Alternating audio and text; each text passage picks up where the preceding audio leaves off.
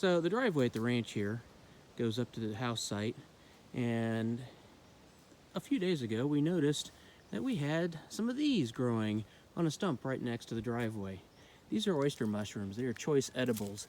They also happen to be surrounded by a whole bunch of poison ivy. We'll do a little bit of video on poison ivy at some point in the future. I've got a friend here who's going to explain a little bit about these oyster mushrooms. So these oyster mushrooms are also known as Platorus austriatus, and these are common oyster mushrooms. They can be found in a variety of different colors, anything from white to cream to light brown, so we're looking pretty good over here.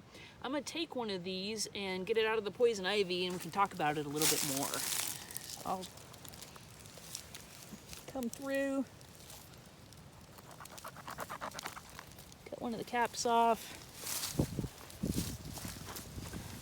So let's take a look at this. The oyster mushroom has a very fanned out shape up at the top. It's usually nice and smooth. Like I said, it can come in a variety of different colors.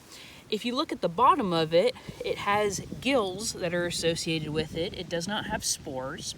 We don't really have a stem with the oyster mushroom. There's a little bit of a stub that attaches itself to wood.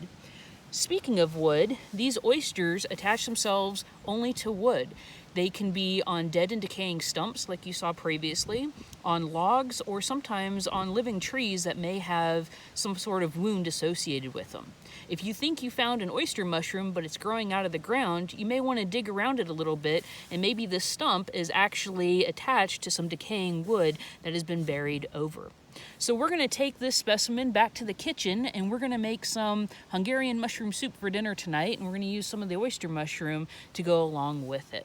Let's go.